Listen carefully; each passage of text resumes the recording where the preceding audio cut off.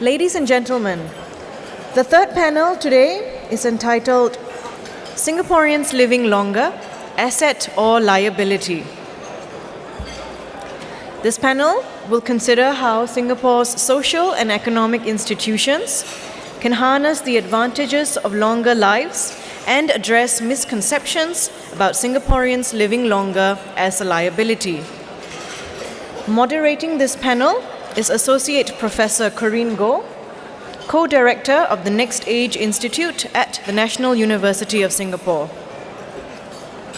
I will now hand over to Professor Goh to introduce the panel and the speakers. Professor Goh. Thank you. Good afternoon, everyone. Good to see you guys standing around, walking, and taking a little short break. Please settle down, and we will begin the session, the panel session. Right.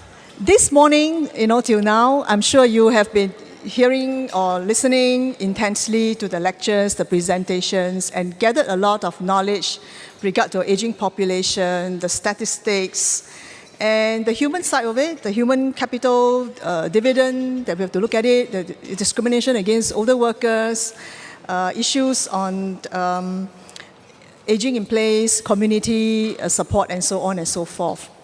And from the DPM's dialogue, I'm sure by now you are very clear about Singapore's policies on aging, how the government has paved the way on policies and systems and structures to move forward.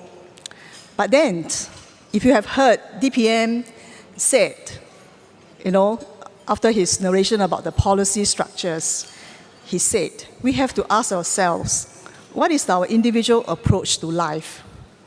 So we are bringing that macro issues now to the micro issues. So what is our approach to life? Now, for all of you who have heard all the lectures today, if I were to ask you to now think deeply to yourself, what is aging? What does aging mean to you? Use one word to describe it. Okay, I give you 5 seconds. One word, don't think too hard. One word to describe. What does aging mean to you? 5, 4, 3, 2, 1. Okay. I will not ask you to tell me what is that one word, but I would like to believe that having sat through the morning's and afternoon session, I think you would possibly perhaps reframe, a negative picture maybe to a more positive one.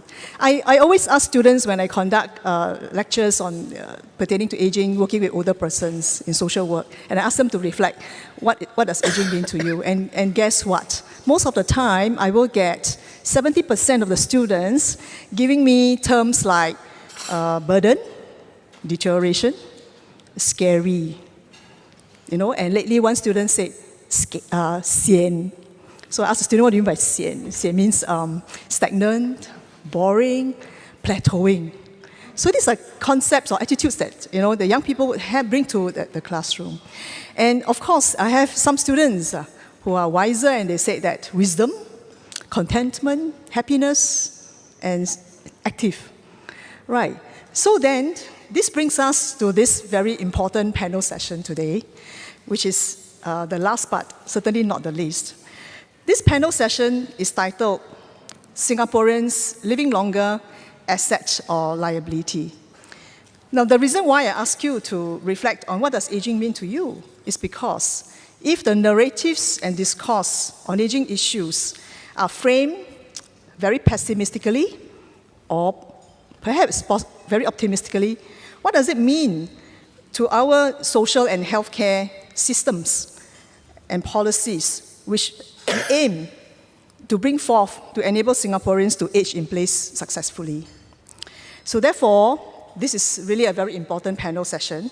We aim to assess how our current social and health and economic institutions and policies can be better enhanced to help harness the upside of Singapore's longevity revolution. So with me, we have 2 experts. On my right, let me introduce Professor David Canning. Prof. Canning is a visiting professor at the Lee Kuan Yew School of Public Policy, National University of Singapore. Prof. Canning is a familiar face in Singapore. He comes here intermittently quite often too, I think, and he's really glad to be here because of the winter in his country. So Singapore is still pretty all right, warm. But we are really welcome him here to this session. Prof. Canning is Richard Salterstall, a professor of population sciences and professor of economics and international health at the Department of Global Health and Population, Harvard School of Public Health. His PhD is in economics, and he has done extensive research on the impact of health improvements on economic outcomes, and he has served in many platforms, committees, providing consultancy advice, and one of which is being a member of the working group of the World Health Organization's Commission on Macroeconomics and Health. And along with David Bloom, Prof. Canning originated the concept of the demographic dividend, looking at how changes in fertility and age structure affect macroeconomic performance. And certainly, he's an expert. His current work focuses a lot on economic and social policy responses to population aging. So while we were having a chat, and we were saying that, well, this is asset and liability, and who is talking about asset and liability? Prof. Canning said that he will talk about asset. And now, let me introduce our second speaker. Singaporeans know Dr. Kanwaljit Soy. Actually, she needs no introduction. She's a practicing medical specialist, and she's Singapore's first female nominated member of parliament in the 1990s. And Dr. Soy is a founder of many civil society organizations, including WINGS, that stands for Women's Initiative for Aging Successfully and Aware. And she serves in many platforms too, internationally, on aging-related committees, one of which is the UK-based Help Age International. And Dr. Soy has won many awards, right? So I just want to point out some key ones here. She was presented with the Lifetime Achievement Award by the United Nations Development Fund for Women, UNIFEM, in 2006. And she was also named her World Woman of the Year in 1992 and was inducted to the Singapore Women's Hall of Fame in 2014. So, as you can see, Dr. Soy comes with very deep knowledge, being in Singapore and having worked with various organizations at the ground and also at the higher level. So Dr. Soy says that, look, she will handle the issues of liability. So without further ado, let me now invite Professor David Canning to deliver his presentation. So let's put our hands together and welcome Professor Canning.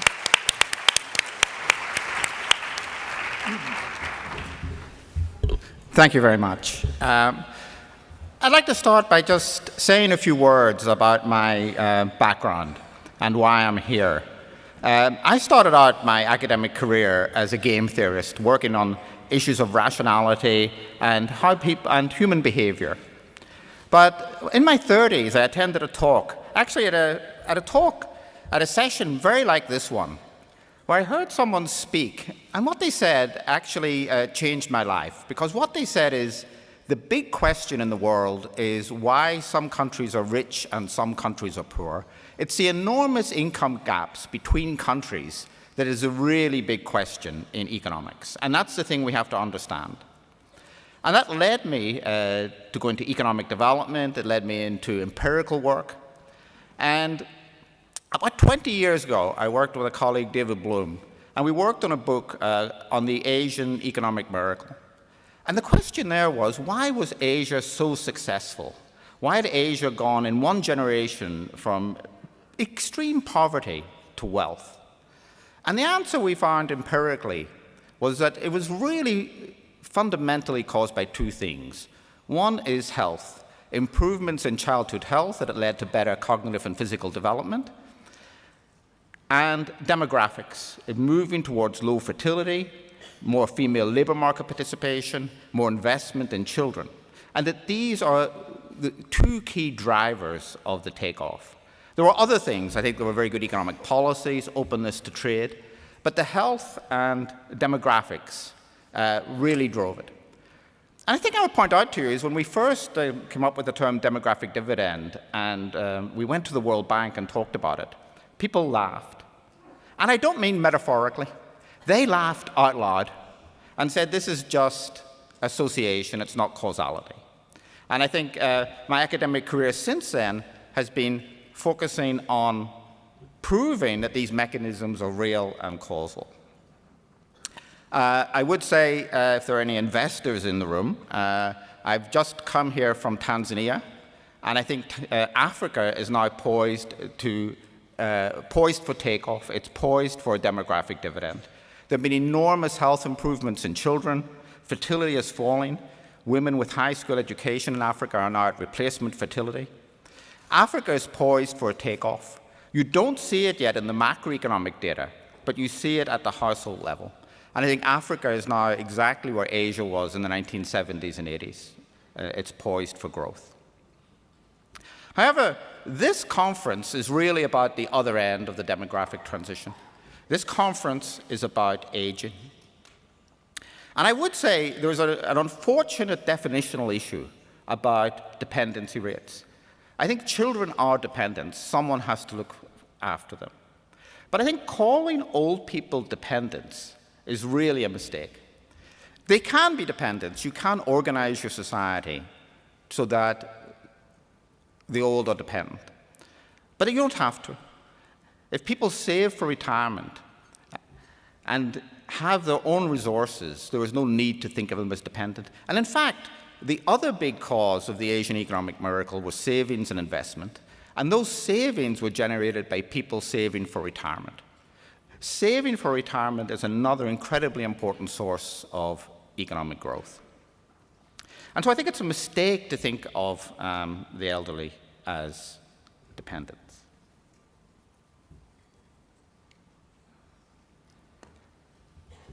A point I want to make, and I think a point that we have to emphasize, is that longer healthy lifespans are an enormous gain in terms of human welfare. Living longer, and I think particularly a key point here, it's longer healthy life. The age of onset of physical and mental disability is going up faster than lifespans.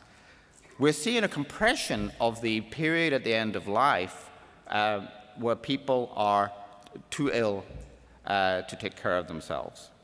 So we have this enormous gain, enormous improvement in human welfare, and the question then is, why do we have to have a conference? Why don't we just have a celebration?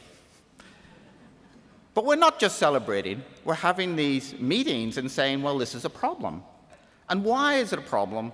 Is because it's inconsistent with our current institutional arrangements. The fact that we're living longer, healthy lives is not consistent with the way most countries have set up their institutions. And to me, the very simple answer to that is institutions have to change.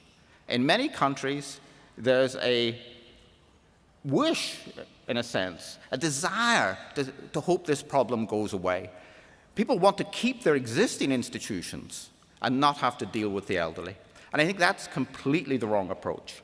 And I was actually very optimistic today hearing the earlier talks, and I think there's an acceptance that institutions have to change and society has to change. And I think that's exactly the right attitude.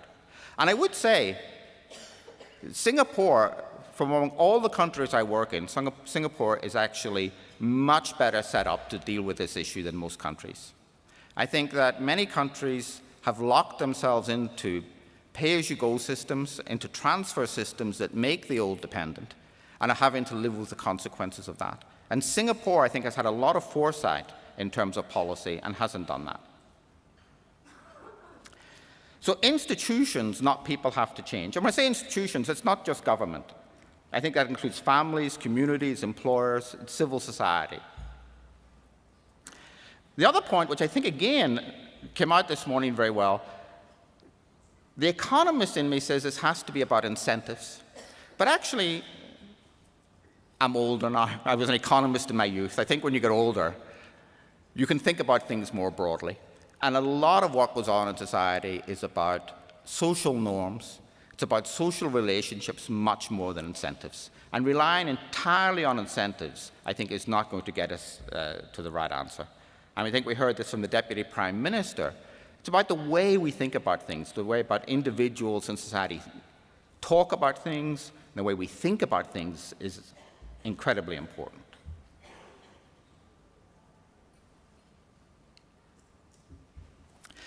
So, one thing I want to try to have you take away is a new way of thinking. And part of that new way of thinking, I think one of the institutions that we are mentally locked into is maximizing GDP or GDP per capita. We have this very measurable concept. And what I see around the world is GDP growth is going to slow down because of population aging, and people see that as an enormous problem. The purpose of human life is not to maximize GDP. The purpose of GDP is to maximize human welfare and the way we live our lives. You've got it completely the wrong way around if you're trying to change society to increase GDP. You're increasing GDP in order to change society. And so what I would strongly push for is the development of new measures of human welfare. We all know welfare is much broader than GDP. Two of the greatest inventions of the last century have been retirement and the weekend. When I started university in Belfast, we still had university classes on Saturdays. I don't think modern students would put up with that. Leisure, and there was a very good question this morning about this issue, about a speaker that argued we needed to work more in order to increase GDP. And the questioner said, well, what about leisure? I like to retire. I like to write books. I like to do other things. We have to think of this broader notion of welfare. And that broader notion of welfare includes leisure time. It also includes health. And it includes life expectancy, particularly healthy life expectancy. All of those things enter into welfare. And then we should think about using that to evaluate policies. And so we should be happy to accept policies that lower income, that lower GDP, if they increase welfare. I think the important thing here is to get some measures. The problem is, if you have things which you believe are important, but you don't measure them, it's very hard to know what you're talking about, and people don't take them seriously. We need a measure that is better than GDP.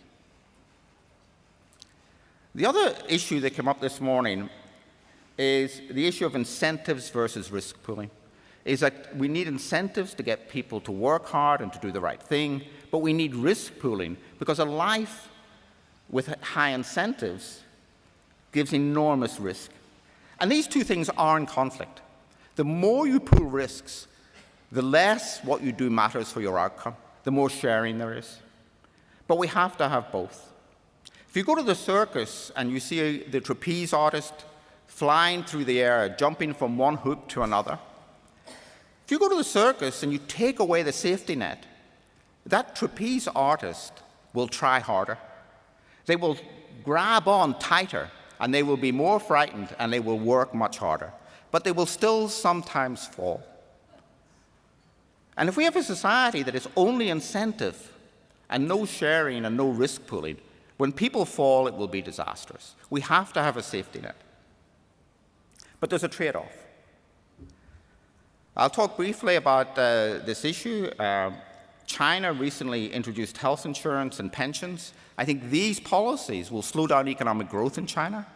One reason for the rapid growth is people are working hard and saving a lot because they're very frightened of being sick in old age. Growth will slow down, but we think there's an enormous increase in welfare from this. I'll also talk about the issues around increasing fertility. We heard this morning about increasing fertility as a policy option, and the Deputy Prime Minister talked about this as a policy option. And I'll also talk a bit about welfare inequality, because once we have this broader notion of welfare, I think we should move away from income inequality as an issue towards welfare inequality. So if we're going to measure welfare, what should be in it? What I'm going to argue for is that it should include life expectancy, It should include consumption, it should include health, and it should include leisure. I think a real notion of welfare would also include happiness, social networks, children, inequality, the environment. The problem is, if you want a complete measure, we're never going to get it. It's too difficult. I think we have to start with a simple measure that captures some things that are objectively measurable. GDP is only about market activities, the demand for traded goods and services where we have prices, but it's incredibly misleading if we use it as a policy goal. There are many things that will increase GDP but lower welfare. And I'll just give you one example. If we were to make everyone work every weekend in Singapore, GDP would go up. But people would not be happy. People like their weekend. They like playing golf. They like going sailing. They like spending time with their family. So I think this move to think about welfare rather than income is an essential one.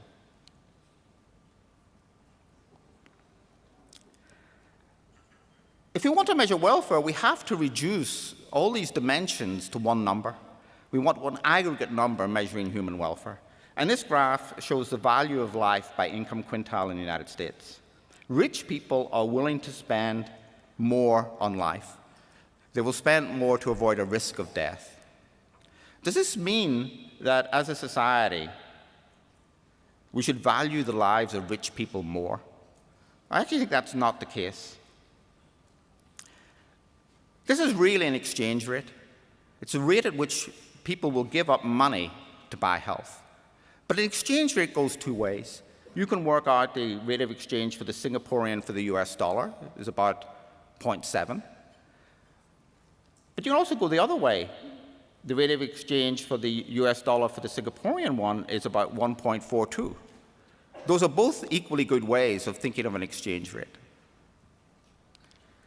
When we do that, and we look at the value of money rather than the value of life, the value of money is much higher for poor people. Poor people really value money in terms of life years. To say I would pay a lot for life means I don't value money very much. So this is normalized by the US average income, which is about $27,000 a year. And what you see is that even people, the value of a life lived with much lower income is actually quite high. It's very curved. Though some of you may earn more than $27,000 a year. There may be one or two of you in this room who are high-income earners. And what does this mean for you?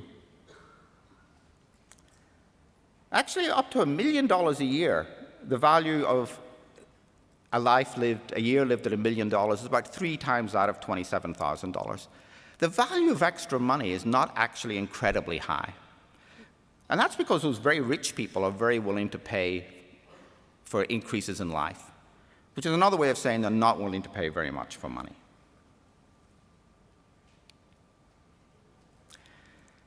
This graph just shows income-adjusted life expectancy against GDP per capita. So we calculated this for a whole range of countries. And the key point is they're not the same. They're correlated. Rich countries tend to have better lifespans, healthier people, but they're not the same. And policies that maximize income-adjusted life expectancy and GDP will be quite different. This table just shows some analysis we did using this new measure on the effects of rural pensions and health insurance in China. So when you look at health insurance, we think that providing rural health insurance will lower output by about 2.8%. It'll lower consumption, it'll lower capital. The big effect is lowering hours worked. People are working in China in order to accumulate money to pay for medical bills for themselves or for their families. But there's a huge increase with rural health insurance on welfare. The consumption equivalent is about 11% increase. People really don't like the risk of medical expenses. And so you can lower GDP per capita, but at the same time, increase welfare. For pension insurance, the story is much less clear. For pensions, it seems it would lower welfare. We talked about fertility, and this graph shows the China recently relaxed the one-child policy so that families can have 2 children. We think this will have a jump up in fertility to about 1.8 from about 1.5. And I think some of the talk this morning argued that this would be good for population aging. I think the story is much less clear. If you look at working age shares, it actually takes about 60 years for the working age share to move in your favor with higher fertility. And that's because it takes 20 years for the children to enter the workforce, but those children also have more children, which increases youth dependency rates. So fertility policies are very, very long, it takes a very long time to have an impact. I thought we silver-haired people got more time, but apparently not. In the long run in China, the higher fertility actually leads to lower income per capita, and that's because of slightly lower female labor market participation and slightly lower education of children when you have higher fertility.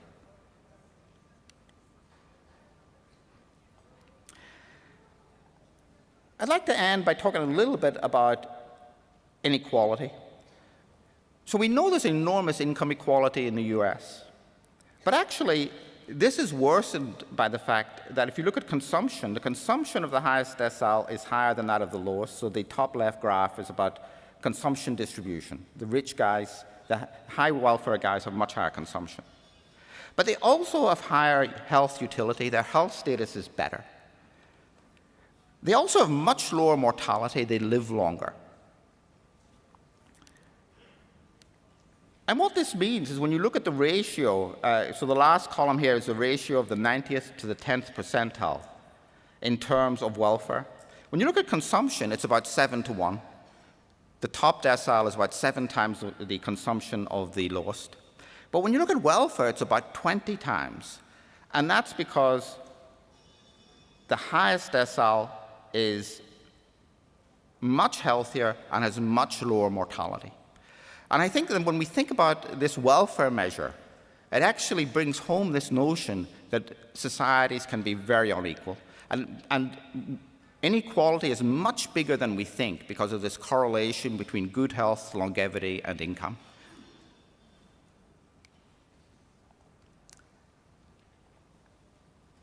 So in terms of Singapore, I think the enormous advantage here is it's not locked into an unsustainable pay-as-you-go system. There is fiscal space for innovation. There's an issue of self-reliance and limited risk pooling. I think there's room for more risk pooling, but this is a judgment question. There will be less incentives for risk pooling, but Singapore is really at the extreme of not having much risk pooling compared to other countries. And in many other countries, I would say they need more incentives and less pooling. And we talked about rising health and long-term care costs. And here I think the real issue is value for money.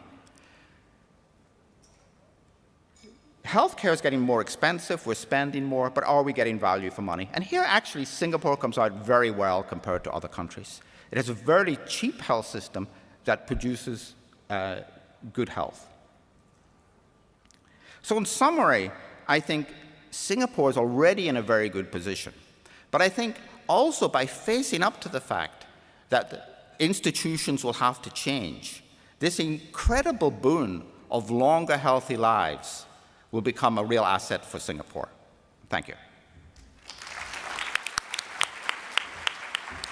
Thank you, Professor David Canning. Now may I invite Dr. Kanwaljit Soin. She will speak on the topic, misconceptions that frame Singaporeans living longer as a liability. Please put your hands together and welcome Dr. Soin.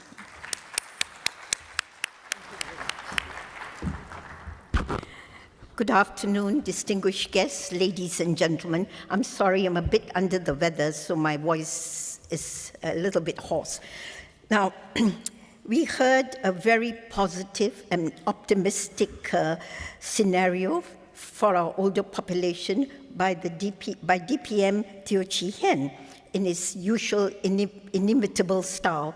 Now, what I'm going to do is I'm going to say that institutions, not just government institutions, but institutions have misconceptions that frame Singaporeans living longer as a liability. No. So I'm going to talk of these misconceptions that frame Singaporeans living longer as a liability.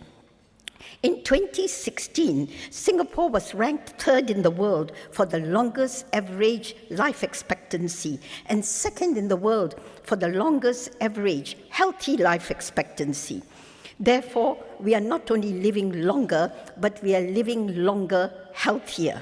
Thus, we cannot equate biological age with chronological age.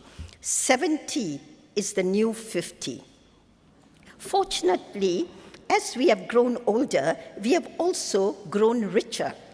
Singapore's GDP rose from just $900 in 1970 to $71,000 in 2016, one of the highest in the world.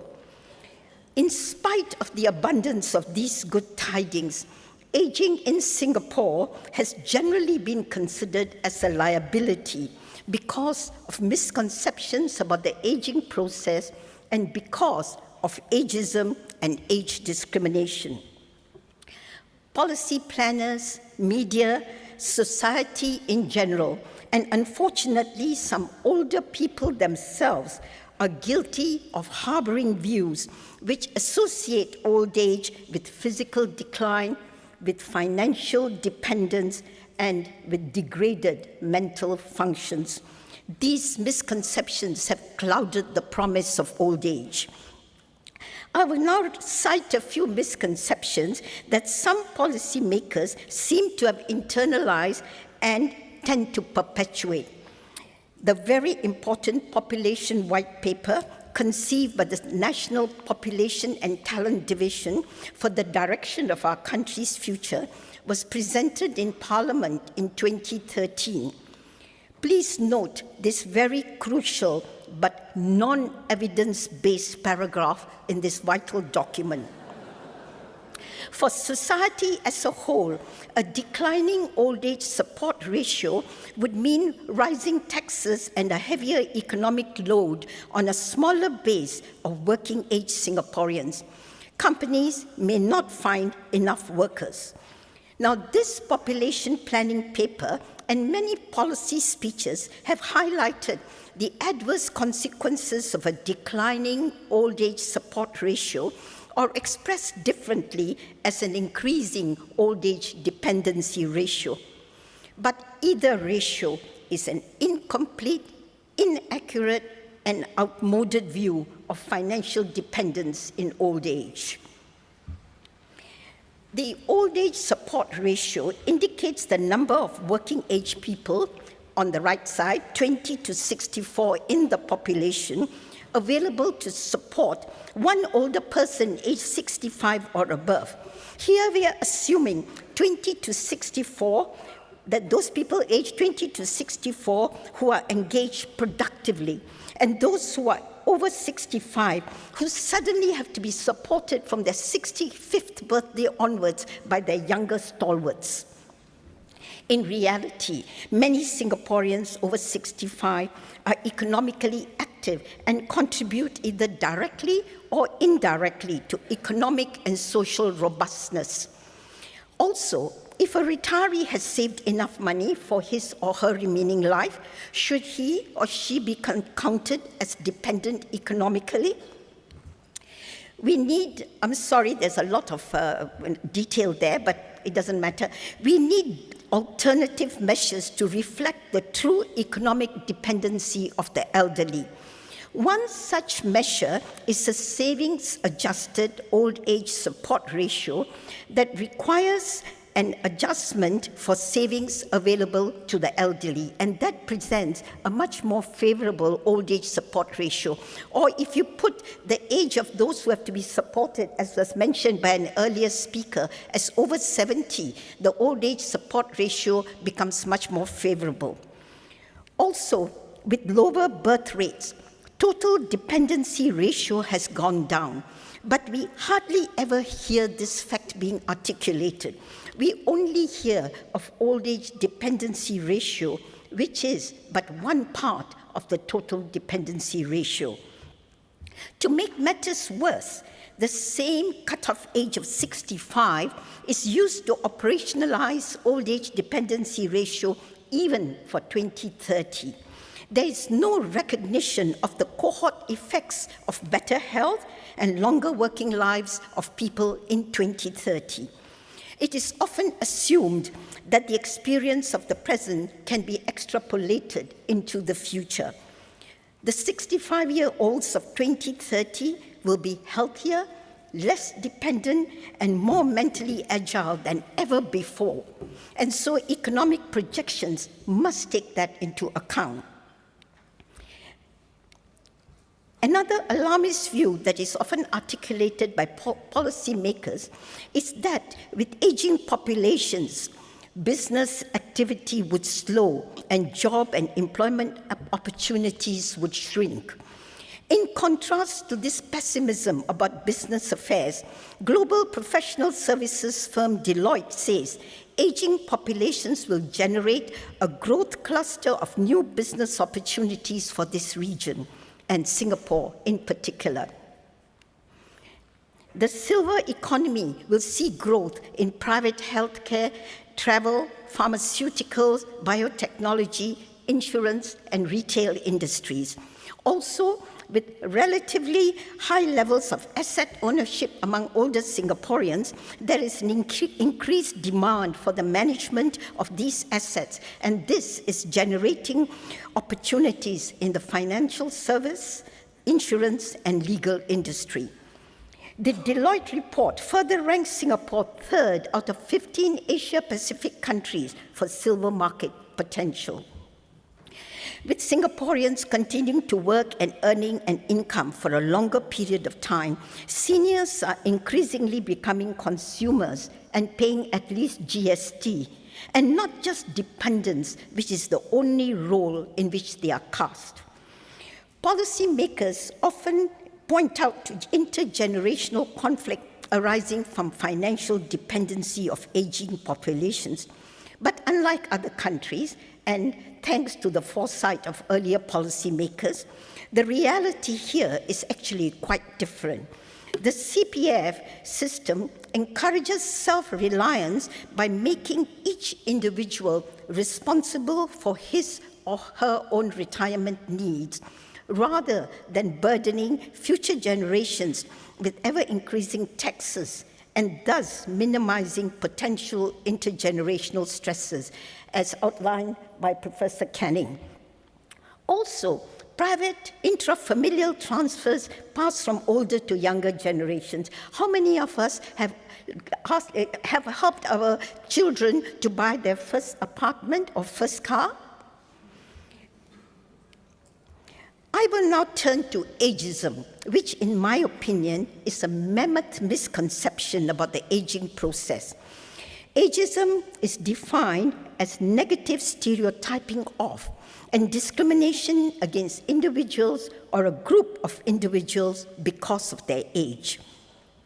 Misperceptions regarding the ability, motivation, and cognitive states of older persons abound among society and policymakers. Where cognition is concerned, and this has been pointed out before, research shows that psychological functions do not decline gradually in the healthy elderly person. Instead, they plateau until a late age. This is due to improvement in crystallized intelligence as we grow older. This type of intelligence refers to the usage of accumulated knowledge and experience in decision-making at older ages. Now, I will point to some links between age discrimination and policies in Singapore and how they tend to convert Singaporeans from assets to liabilities. We are all well aware that Singapore is not a welfare state. Social spending in Singapore only amounts to 5.5% of GDP. In China, it is 8%, and an average of 21% in other OECD countries. The social safety net in Singapore is built on the key principles of self-reliance and family as the two most important lines of support. Policymakers and the government have drilled this concept of self-reliance into our psyche, and many older people want to continue to work, but the presence of ageism and age discrimination has trapped older Singaporeans between a rock and a hard place where employment is concerned.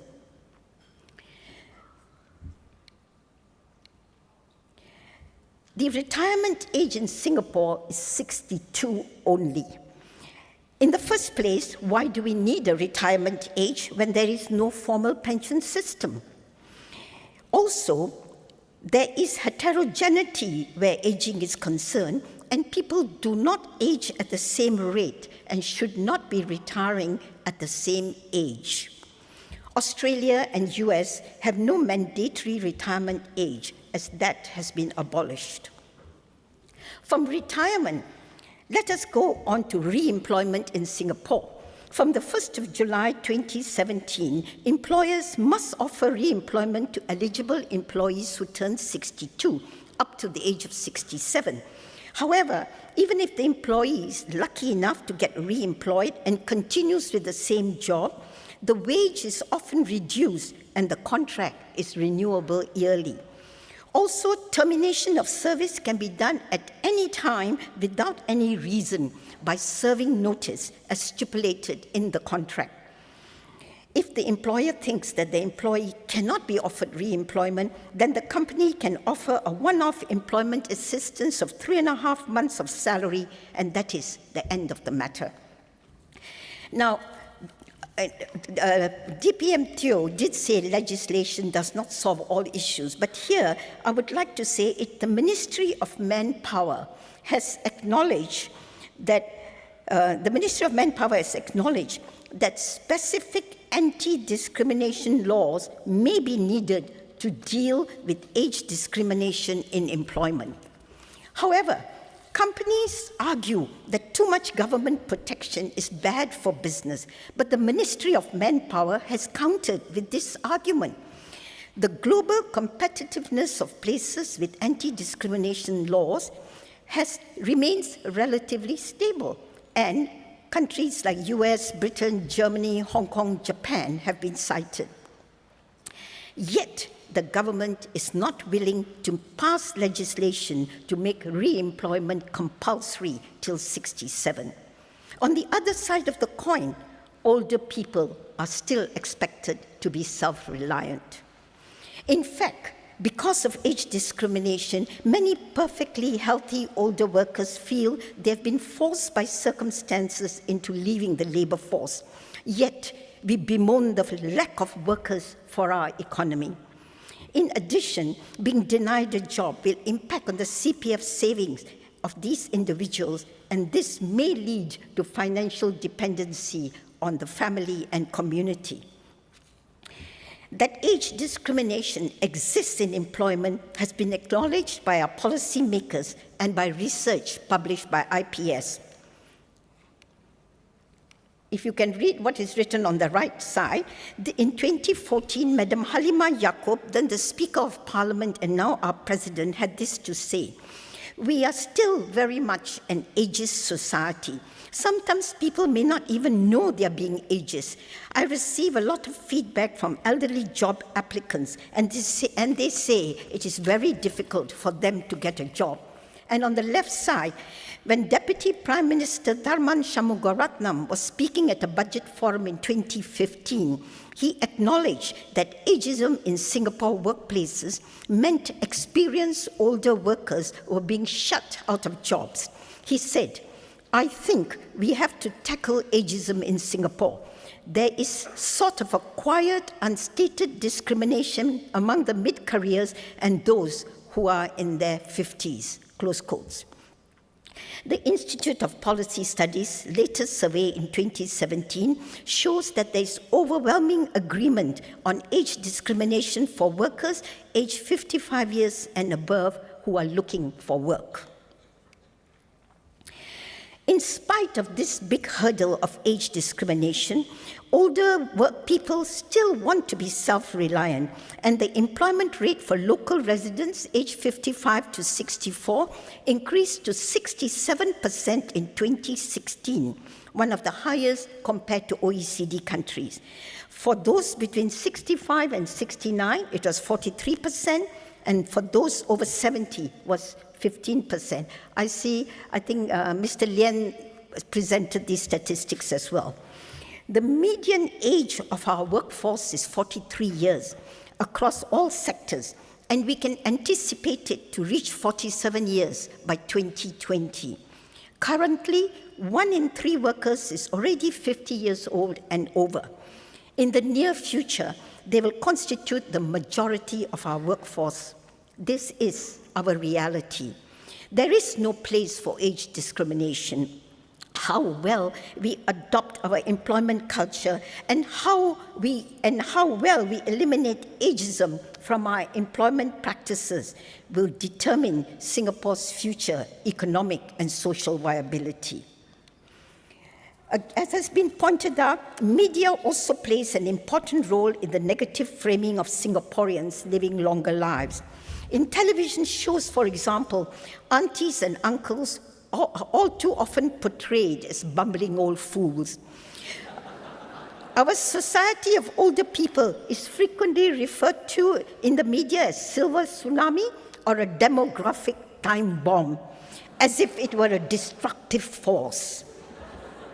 The ways in which older people see the 3 gentlemen just shown sitting around, the ways in which older people are represented in the media can have a lasting impact on social attitudes and reinforce negative stereotypes held both by younger and older people.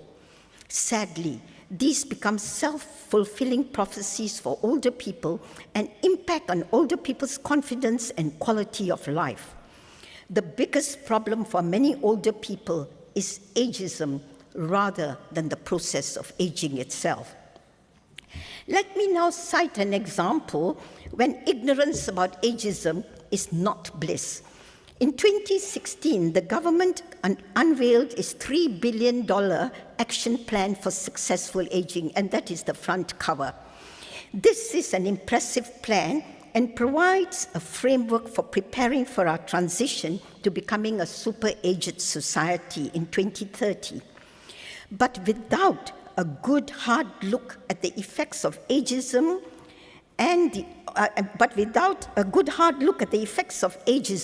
on the ability of individuals to age successfully, we may not manage the transition well.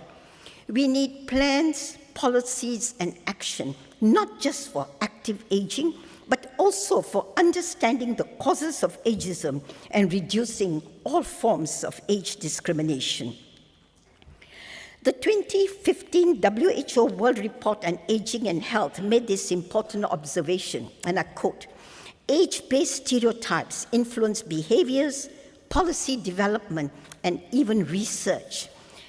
Addressing these by combating ageism must lie at the core of any public health response to population aging," close quote. Alas, there is no mention of any action against ageism in Singapore's action plan for successful aging. While aging is a dynamic process and is changing all the time, there is a structural lag of many years between the practice of public policy and the lived experiences of older people. Because of the stereotyping of older people as part of the past, we are often overlooked in society's plans for the future. In contrast, if older Singaporeans were considered as an asset, there will be a different orientation towards health and social expenditure for this group of citizens. I have 5 seconds left. Now I will use that to end by thanking IPS, Mr. Janadas Devan, Dr. Gillian Koh, and Mr. Christopher Gee for inviting me here to share some of my thoughts. Thank you very much.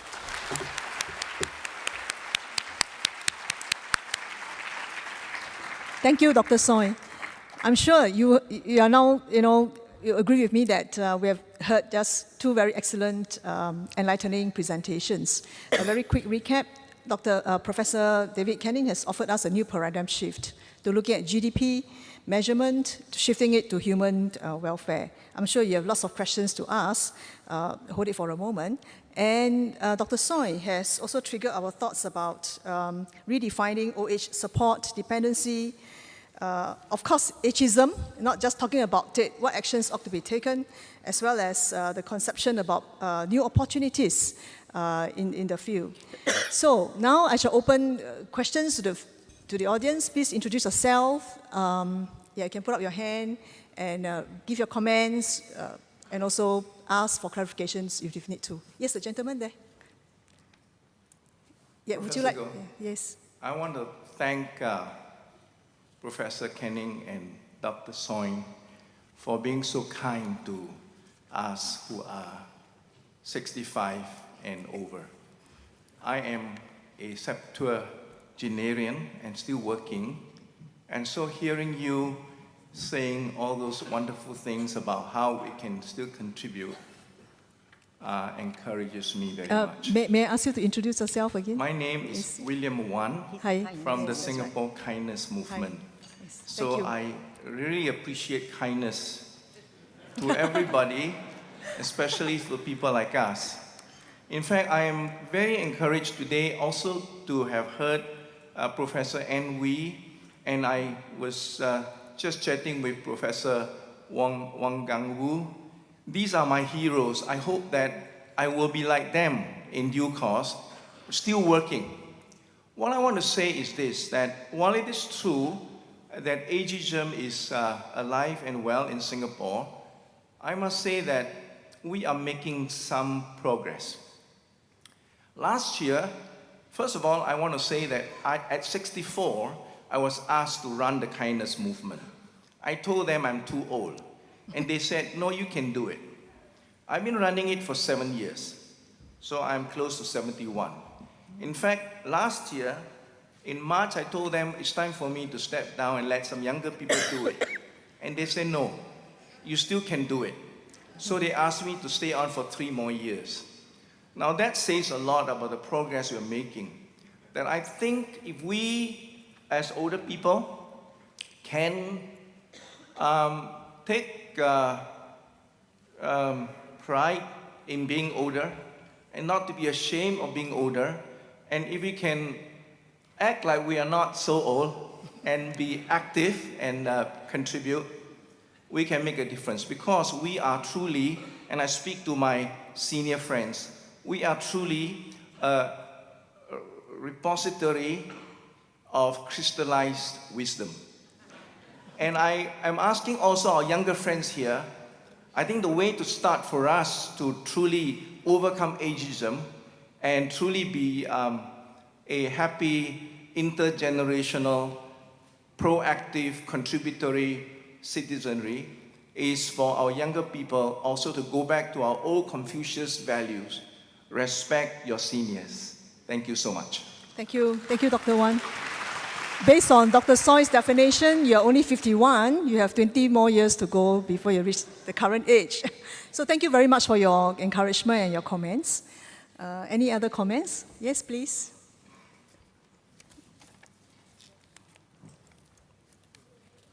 Hi.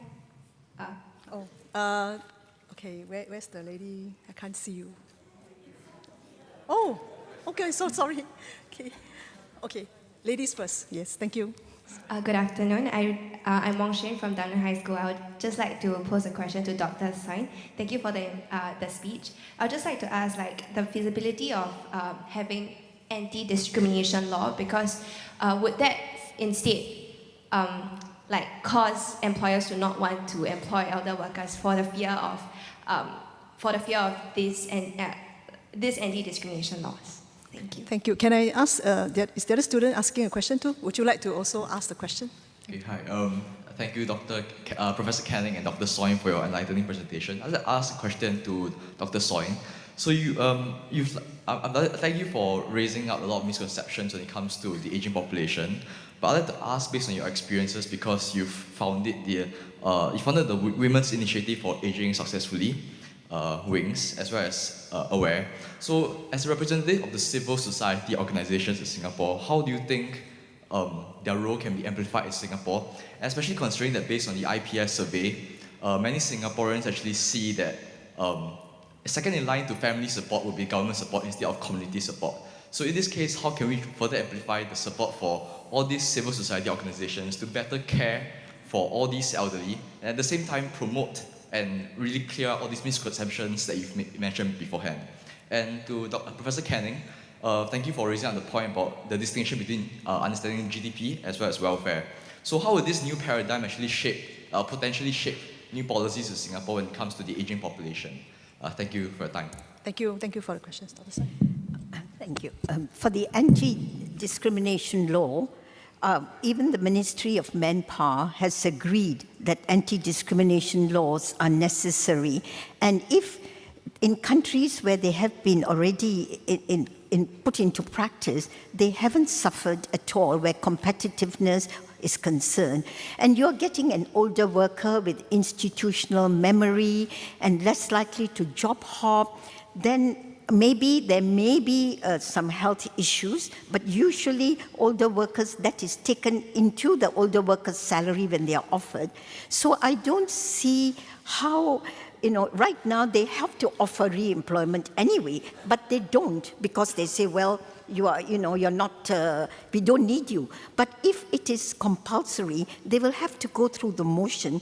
And if it's really unsuitable, I'm sure they can give that reason to the employee or to the Ministry of Manpower.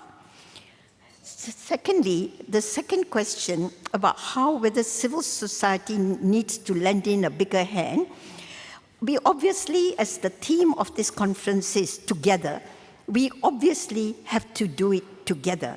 But I think I'm also of the belief that, of course, civil society can do more, families can do more, individuals, but I think the government has to pitch in a little bit more. One, we have become so much more wealthier, and people are our only assets. And we must stop worrying about, we will run out of money, the Singapore will no longer exist. We are not the only society in the world with Singaporeans living longer lives. For all we know, in another few years, there may be some aging things that will make people live even longer. So we are landed with the fact that we are going to live with Singaporeans with longer working lives. So let us make it work. So I don't know whether that answers the young man's question. Of course, civil society can do more, but how much can civil society do? Because it's a bit fragmented and works in its own little domain. But I think the government can set more examples and do more, especially in the care of health, where we have seen earlier by Dr. Paul Tambaya that 50% of the burden falls on either the patient or the family or the employer. So that is one of the highest, I think, in East Asia. We need to reduce that burden a little bit. Thank you, Dr. Soin. Yes, thank you. I'd like to just actually start by saying it was a real pleasure and an education to listen to Dr. Soin speak. I spoke about the general concept of the need for institutional change. And I think she much more clearly made the point that in order to have institutional change, some people need to be prodded. And I thought she was doing a very good job of prodding people quite hard. Institutional change sounds quite anemic, but it's actually a very difficult process. Institutions don't want to change. They'd rather sit the way they are. Change is hard, and it needs constant prodding. On the question about changing from GDP to a welfare measure and how this affects policies, I'll give just one example of that where I think it's very clear. Aging populations will mean there are many older people, and those will be an increase in healthcare costs. And that's often seen as a burden, is that increase in healthcare cost may have to be financed by taxes, or it's financed by saving or by families. Someone has to pay for it. The health spending goes into GDP. the health spending goes into GDP and is counted in GDP per capita, independent of whether it produces health or not. I think in many countries, there's a lot of health spending that does not produce health. And the United States is actually a prime example of that. But it goes into GDP. The real question about healthcare, I think, is not how much it costs and who pays. Those are important questions. The real question is, are you producing health with the money? Are you spending money and are you getting something from that, which is improvements in health, that's improvements on longevity and the quality of people's lives? And measuring, are we producing health with our healthcare spending is the fundamental question. If we are, then we can talk about who should pay for it and what's the right organization of that. If you're not producing health with the health spending, then you shouldn't be doing it. But it's thinking about the overall welfare, which includes longevity and health status, that makes you start thinking about that. And we should not be including health spending as part of our consumption measure. If it's not producing health, it's a waste. The value of health spending is the health it produces, not the spending. Thank you. Mr. Amoy? Hi, Piyush Gupta from DBS Bank. First, let me join Professor Canning in congratulating Dr. Soin for her usual very feisty comments. I have to say, first of all, let me express vehement agreement with your idea that 70 is the new 50. Nevertheless, I'm going to offer you an alternative narrative to the need, your question about why do you have a retirement age. And I think there's a good narrative for why a retirement age might make sense. And to do that, I'm going to rely on two facts. One is the impact of technology, and the second is a redefinition of the goal. I'm in entire agreement with your premise, Dr. Canning. We need to redefine GDP. GDP is the Simon Kuznets 1930s measure for production. We need to think about welfare. But if you take those two realities, number one, technology is changing the nature of work, and it is changing the nature of jobs. There is no question, but jobs as we know them today, jobs in organized sector, large corporation and companies are going to decline. In a world with declining jobs, I think you will find it more and more incumbent on societies and governments to create jobs for the younger populations that come into the work stream. And I think this idea that you cannot have a bunch of people chope jobs because they're there, but you need to create a flow of jobs is actually an important idea. I think it's more important to welfare in society to be able to help young people move into organized sector and jobs and do that in a systemic way. In my own view, the future of work is actually for large parts of society is going to be what DPM calls the gig economy, the capacity to do entrepreneurship. And I think jobs in the future are going to be like pre-industrial revolution, more small-scale sector, self-organized, self-driven jobs. With the internet, you can be globally, instantly global. I think the people who are better equipped to do that are people who've got the crystallized intelligence, who put some money away, and who've got better risk-taking capacity than people entering the workforce. So to me, the right way to re-architect society and to re-architect the rules for the new order is to create a social support system for seniors to move into entrepreneurship and to move into being able to be part of the gig economy, whereas you keep the job, organized sector job creation for young people who come in through the system. And if you want to do that, then a retirement age is actually a good thing. Would you care to comment? Thank you. Well, you've made a very good point, but I think we need to look at two things. One is, you can always move older people horizontally. You don't always have to move them upwards. Second thing is, the older population that you're talking about is more the post-baby boomers, because we saw that more than nearly half of our population doesn't even have older people doesn't even have primary education.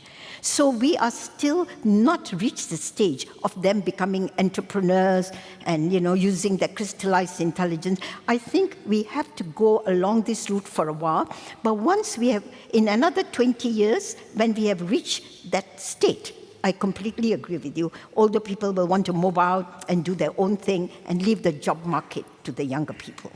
Prof. Kenny, would you like to comment? Yeah, I agree completely with the issue. Is that I've been emphasizing aging as a change in society that requires institutional response. But actually, technological change is a much bigger driver. and societies have to adapt to technological change. And I think that, I didn't talk about that, but that's incredibly important. I think the issue around ageism is using chronological age as an indicator, and I think that's just wrong. And I think this change means that firms and employers have to think much harder about who they employ and why they employ them. The retirement age makes it easy for them. They can just let people go at that age. I think we have to think much harder about how to keep on productive people, and if people are more productive doing something else, maybe how we shift them to that, rather than have this arbitrary number.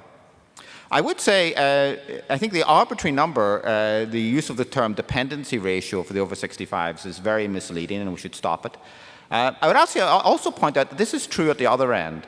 When we talk about the youth dependency ratio, we talk about children under 16. I don't know if any of you are parents and if you have children, but they don't actually become automatically no longer dependents once they go past 16. I've noticed this personally, and the fact is, statistically, the average person does not earn more than they consume until age 27. So if you're thinking about the youth dependency rate, it should actually be 27 and not 16.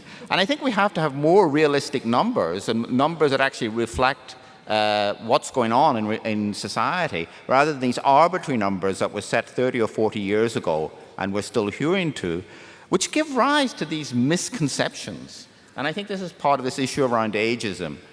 We have to change ways of thinking, and it's not useful to use these terms because they're very misleading. Thank you. Any other comments? I think we can take a few more. Yes, please. There's one here too. I think he came first. Thank you, Chair Zainal again. At the risk of adding to this negative framing of seniors, I don't want to sound rambling, So I beg your indulgence, Chair, to first make a quick observation and then ask a question. I am very inspired by Mr. William Wan from Kindness Movement for speaking up and also sharing examples of Professor Wang and we. I would like to also, in all humility, look at myself. I'm 71 going 51, is it? Yes. But I'm very happy that even just reaching 70, I've just been appointed to several boards, including MediaCorp, NTU, and the latest being the MOH benchmark. And I would like to see that as part of their recognition for senior citizens to be still playing a role and making sure that the voice of the senior citizens are reflected. And they're all relevant, whether media, whether it's technology, and students' population, and also healthcare. That's my observation. So I think more of this should be highlighted. My question now is, having said that, we all have full empathy for employment, for opportunities for the senior citizens, but there are real challenges. Only 2 nights ago, I met someone who reached 62 and reflected the kind of anxiety disorder. And he would have problems, actually, if he is continuing to be employed. I know they are smaller in number compared to those who are actually more active and can contribute, but do we really understand the challenges facing employers, institutions that want to continue these people, and what are the kind of challenges, and how are we well geared to help these people who may be on the verge of facing anxiety disorder or some other problems, physical or mental or psychological, and is this being done enough by institutions and government to prepare the society for such? Thank you. Thank you. Can I answer? Well, first of all, I think the National Council of Social Service is doing quite a lot of research. They may not be doing in older people, but they're doing on people with mental problems, who are depressed, and how hard it is for them to get a job. Also with people with physical disabilities. So it is not older people alone who have mental problems of physical disability. It stretches along the whole of society. So you're right, of course we should find out, but basically it is still mindset, because you don't want to employ someone who you think is not going to fill the job. But if we realize that we do need these people, because there are not enough workers. And for example, the government has given workfare for people who are over 55. So similarly, as our employment rate gets tighter, then people will employ more people, and after counseling and all kinds of things. And just making one point to Mr. Gupta, you are right, because I am self-employed and I don't need to retire. I decide when I retire. So the entrepreneurial suggestion that you have for older people is very good, because then they can retire when they want to. There will be no retirement age for them. Thank you. Listening to the conversations here, I can't help it. I'm social trained. I would like to offer a pointer here that issues about mental health, it doesn't begin when you're old age. It starts even early in life. So I think the point here is that if we want to deal with mental health issues, we have to start in the earliest life stage of life, to get it right. So that when you grow old and when you're at a later age, you're fine because you know how to manage your life despite the limitations. Thank you very much. Any comments from Prof. Kenny? No, I would just like to say I think the whole basis of anti-discrimination is we should be looking at the real issues, and I think mental health is one of them, also physical capabilities, but not at arbitrary things, which are the chronological age. And I do think there are real issues there that have to be addressed. Thank you. Any last question? Yes, please. And 2 questions, and then we'll round up the session. Thank you. Hi, I would like to thank all the speakers today. Sorry, were you about to say something? Okay, why don't you continue saying, and then the gentleman continue, and then we'll round up the Q&A.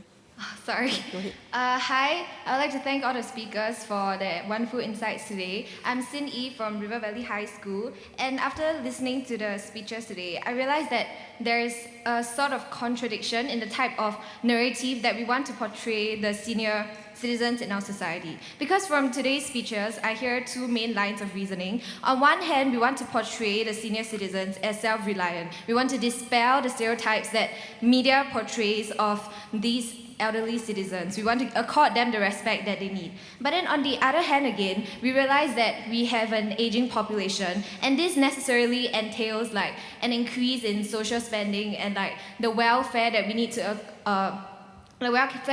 provide for these elderly citizens. And what I'm thinking here is that in the scenario that we do dispel like kind of the notions that these elderly citizens are self-reliant, would that maybe on the other hand also make it less compelling for citizens or cause citizens to be less accepting or tolerant of increased spending on welfare? Thank you. Thank you. The gentleman can ask a question. Good afternoon to the panel. My name is Morris, actually from the Institute of Policy Studies itself. So I bring the discussion back to GDP actually, because I think we are long overdue to actually look for a different indicator. A lot of people have recent years, they've mentioned things like your gross national income, gross national product. So it's quite interesting to hear from Professor Canning that he wants to look at welfare. So, but I'd like to actually point out, this GDP, I feel many policymakers use it as a proxy for job growth, which arguably is one of the most important, it contributes to welfare in a sense. So if you look at the US in the 80s, wage growth has been stagnant for many US citizens since then. And human welfare since then has dropped tremendously. And their job market for the longest time has been very, very sluggish. So in a sense, do you think that it's very feasible to replace GDP with human welfare in the sense that even in your slides you mentioned at the cost of GDP, which would mean taking away jobs? So if you look 10, 20 years down the road, perhaps if there's less jobs, then welfare would drop. So is it really that feasible to use human welfare rather than a purely coal number, which I feel is also very cold, but no one has really seemed to propose a proper alternative. And to Dr. Soin, I agree that the tendency ratio is actually outdated, but in a sense, would it be that the ages of 16 to 64 is actually used as a policy tool, as a cutoff? So in that sense, dependency ratio does make sense, because at the age of 65, you suddenly qualify for a lot more subsidies. So at the end of it, what really matters is how much tax you pay versus how much benefits you get. So in a sense, if policymakers continue to use this age as a qualifier for whether you qualify for more subsidies or not, then the dependency ratio makes total sense, and the number of 2.1 by 2030 is really still a cause for concern because you simply qualify for more benefits in a sense. Would you agree with that, perhaps? You want David? You speak. Yeah, so actually, let me just address both questions. On the first question, actually, there was a very important word there, I think, respect. And I didn't put respect in my welfare measure. And I think it's very difficult to do that. But that actually is one of the things that people really value. On this issue of self-reliance versus taking care of the elderly, what I'm really advocating is a system where the people save for their own retirement. And I think if people save for their own retirement, which already is happening in Singapore, the old are not really dependents. In fact, the old are then spending their savings. They're employing the young to look after them. It's the young who are dependent on the old. But even with that system, there is risk. The big issue, I think, is, and the Deputy Prime Minister talked about this, is moving towards some risk pooling.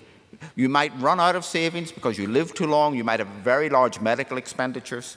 So I'm not talking about that the average person is getting paid their pension by young people. What I'm talking about is the need for some risk sharing to really get rid of these very bad outcomes. Those are really hurting welfare. And so when I look at my welfare measure, these small number of bad outcomes really can affect welfare. Because not only do those people get affected by it, but people worry about it. The old worry about these bad outcomes. So I'm not talking about a system of moving to taking care of old people completely. The average old person will pay for themselves. It's really to mitigate risk. On the issue of GDP, I think that it is a poor indicator, and we do have this issue, particularly in the United States, of 3 decades without wage growth despite rapidly rising GDP. And incredible increases in inequality. And this emphasizes, I think, that GDP is not a good welfare measure. I think the problem is coming up with an alternative. But I think we have to. And I think we have to come up with an alternative so that we can talk sensibly about how the country is doing. And we fall back on GDP because it's measured. So we have to be willing to have some imperfection in that measure. But I think if we're willing to do that, it can be very informative. And it will start people thinking about the government's and society's deliverance of issues around health and risk avoidance, as well as economic growth. Thank you.